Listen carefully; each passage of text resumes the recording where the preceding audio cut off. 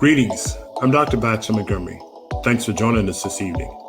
I want to share information about our FoodRx Healthy Lifestyle Series. The FoodRx Healthy Lifestyle Series is a comprehensive health and wellness coaching program designed to help you navigate your lifestyle towards optimal health. Do you want to reverse or control a chronic illness, or reduce or eliminate medications? You may want to avoid potential surgeries or medical procedures, or perhaps boost your immune system or improve your fitness level, or much more. The program starts with an intense 5-session, 4-week virtual coaching jumpstart phase, where you join a group of like-minded individuals dedicated to improving their health. You'll be provided a lot of support materials, including nutrition plans, recipes, supplement plans as needed, or fitness plans, and much more. You have full-year access to the support materials as well as our health and wellness team during and at the completion of the 4-week jumpstart period. To learn more about this program, connect on one of our links below or schedule a call with our team members. Let them know if you wish to speak to me directly, and they'll arrange a time for you. Optimal health is a lifelong journey. Let us help you navigate it to your most desired destination.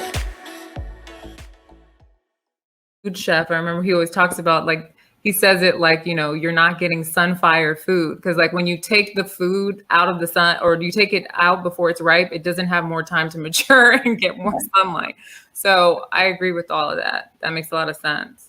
All right, so let's get into my bitter is better. This is inspired by Dr. Montgomery. Thank you very much for saying that bitter is better so often.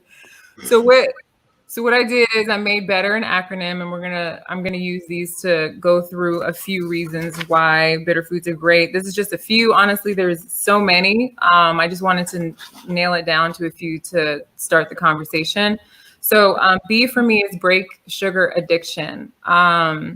We all know we just talked about the health crisis and the fact that our food is being debittered. Type 2 diabetes is skyrocketing. Insulin resistance is a thing for most people.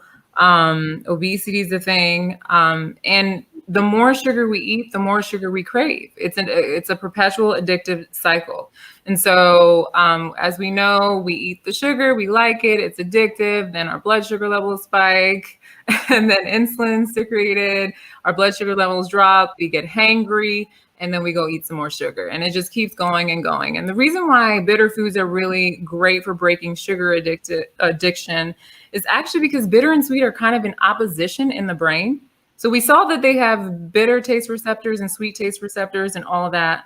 But when we consume the bitter foods, we actually we can help suppress the desire to have more sugar. And this is what I use with my clients all the time. If I see someone is sugar addicted, I don't tell them to stop eating sugar. I'm sneaky about it. And I tell them to start drinking Paw d'Arco tea once a day, or green tea, with no sugar once a day, or whatever it is. And just by doing these little things over time, what you'll see is their palates will change. Their desire for sugar will just go away.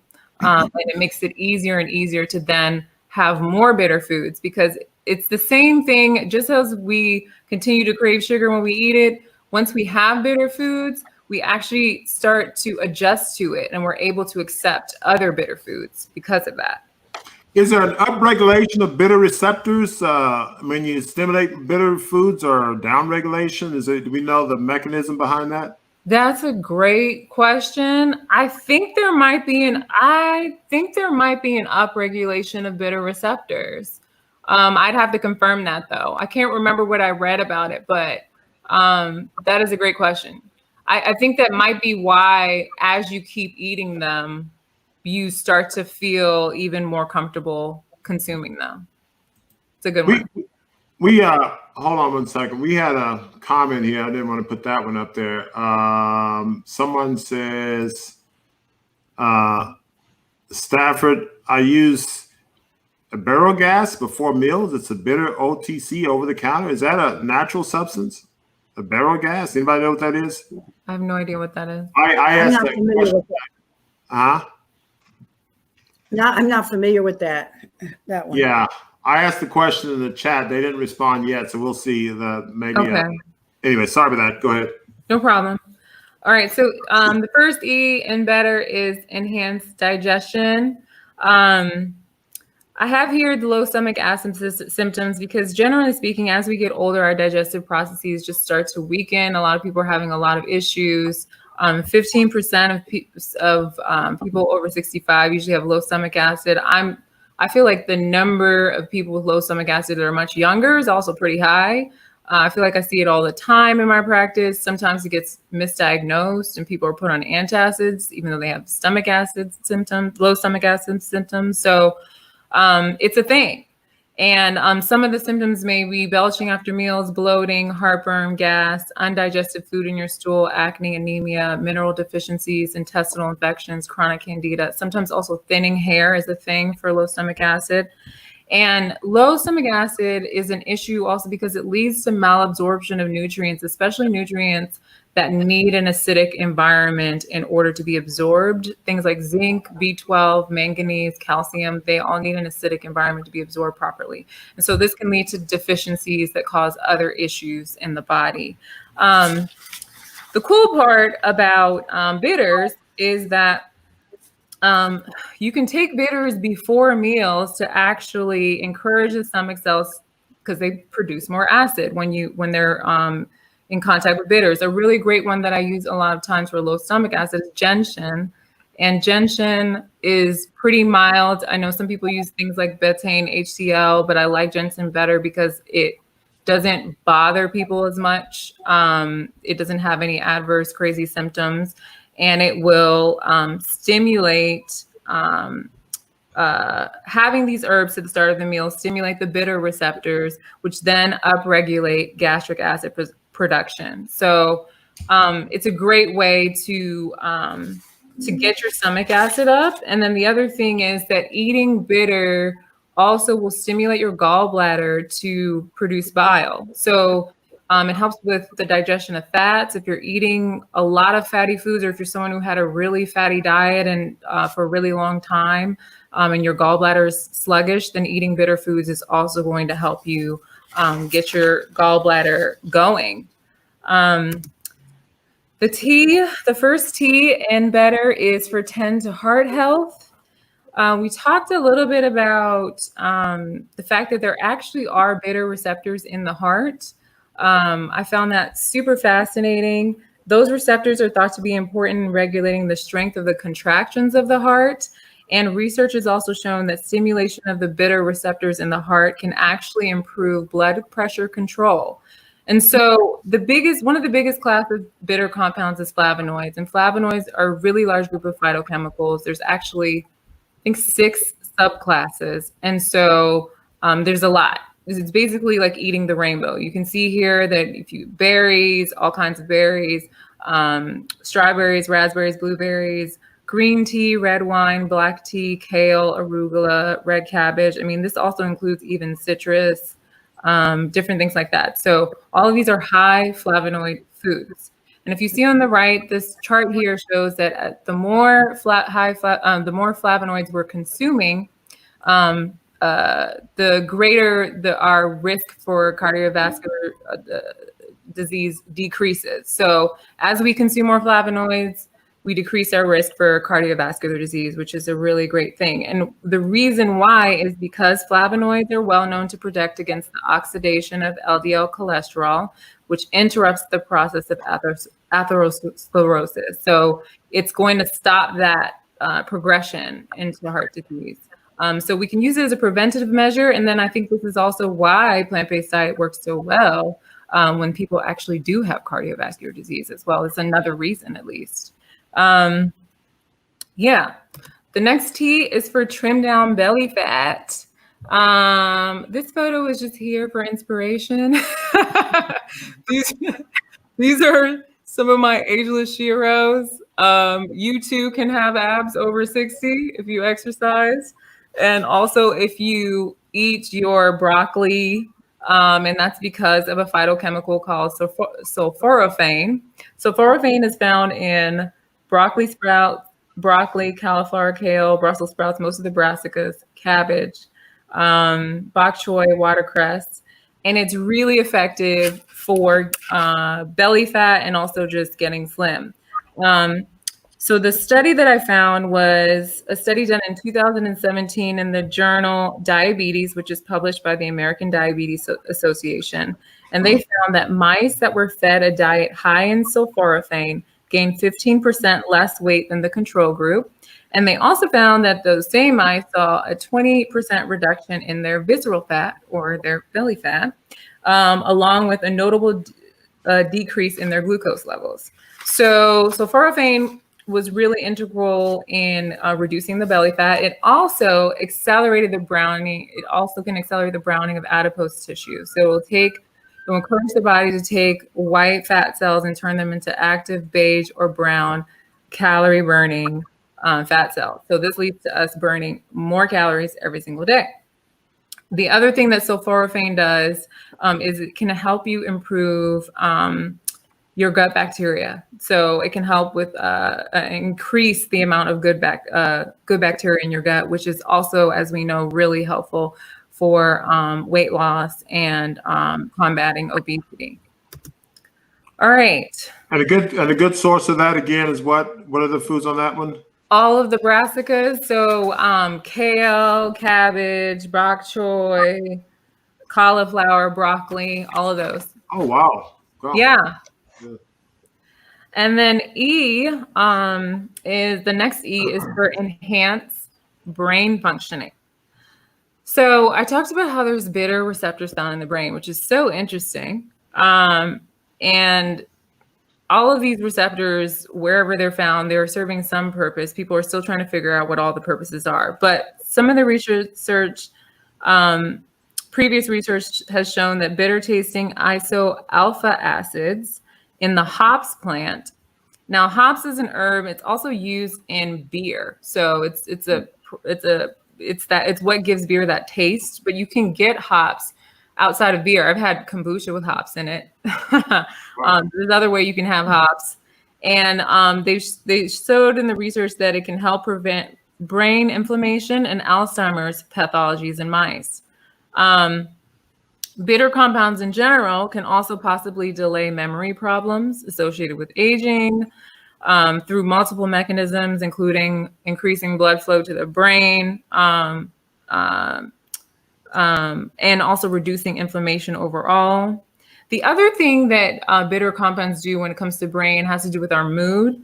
So things like resveratrol or quercetin, they actually can help regulate neurotransmitters that impact our mood. So dopamine, serotonin, noradrenaline. So not only are we enhancing our brain function, we also can improve our mood. Gotcha. All right. Last but not least, the R is for reduce blood sugar levels and appetite. So when we consume bitter foods, the bitter receptors that are in the gut actually get activated, and they stimulate hormones like leptin and adiponectin, which are really important satiety hormones. So what it does is it makes us feel full. We're not going to overeat. If we are prone to overeat, eating bitter foods is actually going to help us slow down on that a bit. And the bitter compounds found in, I've talked about resveratrol a lot, but also specifically in resveratrol, which is found in higher concentrations in red wine, grapes, etc., can improve insulin sensitivity even in diabetics. And there are other bitter components like EGCG, which is in green tea or matcha tea, and berberine. Those have all been widely observed to regulate glucose levels. So there's two things happening here. It can help us feel full, and also it's going to help us maintain reduce our blood sugar levels if they're high, or maintain stable blood sugar levels. All right. At this point, you might be like, but how? But how? And whenever I say but how, I always think about Kanye saying houseway.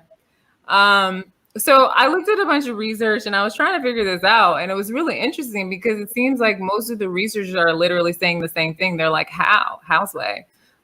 because the researchers are not in an agreement with how the bitter foods are causing some of these benefits, because there's just so many compounds, there's so many receptors. They all seem to have different mechanisms of action. So for instance, I was looking at why do bitter foods do what they do for our digestion. And in this one study, there were 4 different theories. The 2 predominant ones were that when you stimulate the bitter receptors, you increase saliva, and then that increases vagal stimulation to our digestive organs. And then all of a sudden, we're digesting better. The other theory was that if the stimulation of the receptors in the mouth and in the gastrointestinal tracts locally actually increase digestive secretion. So there seems to be different theories about how this happens, and people are still trying to understand the physiological processes that bitter compounds are needed for, because they present in so many areas of the body. There was research done on the gene TAS2R38, and that's the gene that actually codes for bitter receptors. And there were so many variants on the genes that basically the researchers decided that this gene had to serve some other function beyond oral sensory perception. So it's getting to the place where people are realizing, hey, like, these bitters are not just about our taste. They do something. They do a lot of things for us, and we need to better understand them. There was evidence that also suggested that the T2Rs, which are bitter receptors that are throughout the body, mediate non-tasting roles through specialized mechanisms, and that these receptors and their polymorphisms are associated with human disorders and disease. So that if we are not stimulating the bitter receptors, if anything gets altered with the bitter receptors, et cetera, that actually those changes can then correspond to having some sort of health condition. One thing I did see in a research study that I thought was really interesting also too was that the bitter taste receptors that I mentioned, TAS2Rs or T2Rs, they belong to the superfamily of 7 transmembrane G protein coupled receptors, which are the targets of over 50% of drugs currently on the market. So a lot of the drugs that we're using to treat people are actually also targeting these bitter receptors. So there has to be something to them. So in order to recap. A couple of questions that came up in the panel. You mentioned berberine. Yeah. Faye Parker asked, what's your recommendation for taking berberine to lower blood sugar?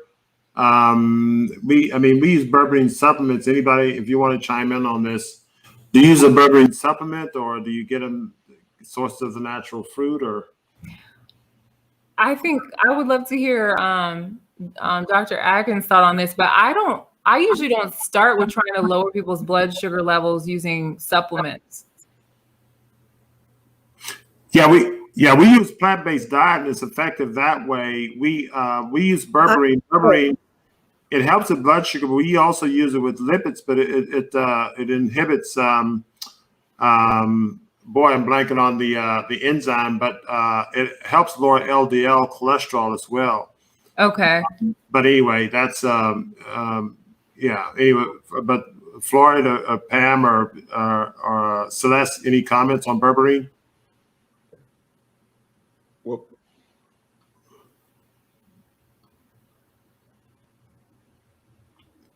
so we have had benefits with blood sugar, but that's about it.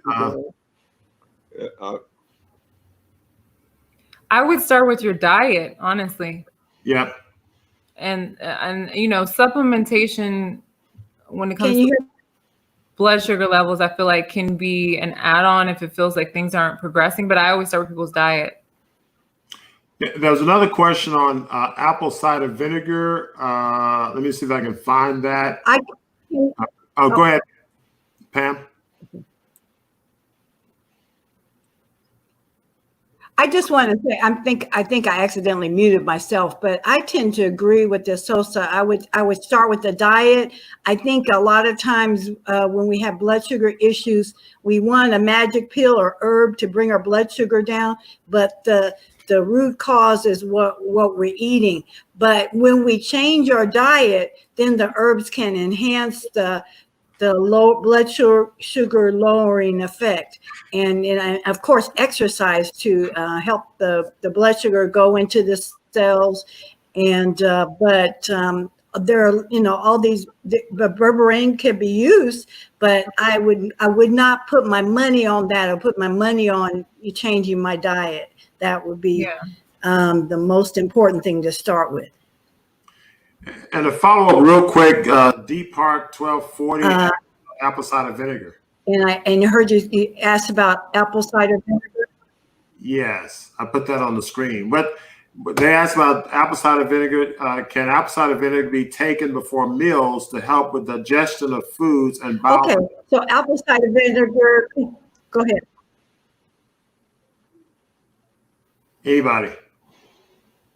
Yes, it can. Okay.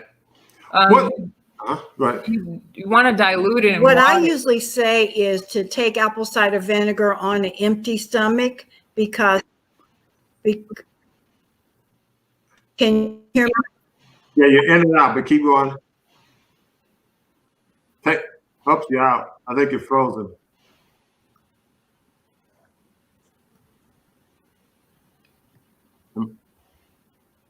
I see the sound. Is so you want to comment? I think what she was going to say is you should take it on an empty stomach, and you can take it before meals. It'll stimulate. It'll help you digest your food better. So I would just say just make sure that you dilute it, because some people just start like trying to like swig it straight, and that's not good for your teeth, the enamel in your teeth, and other things. I remember talking to the PhD that worked for the company that makes apple cider vinegar. They said that this was over 10 years ago, and they said that the published data they had at that time is that. Yeah, can you hear me now? A1C. Oh, we can hear you now, Pen. I think you're in and out. It lowers hemoglobin A1C. Someone was asking me the other day, does it burn fat? Anybody know anything? What are the benefits of apple cider vinegar in general? Improved digestion. Can we consider one of the bitter foods that does all the bitter, wonderful bitter things? It can be considered a bitter food, for sure. Okay.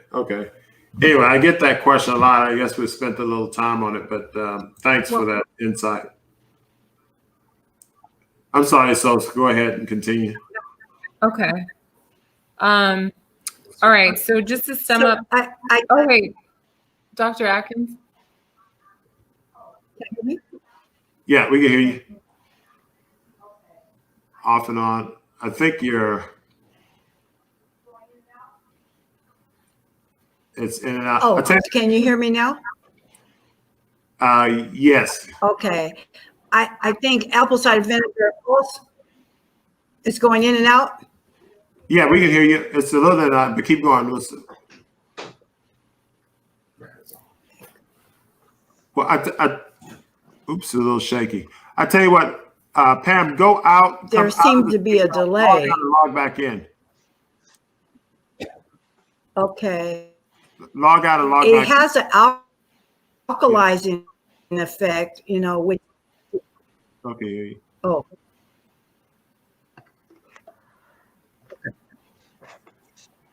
Yeah, just log out. Go ahead and okay.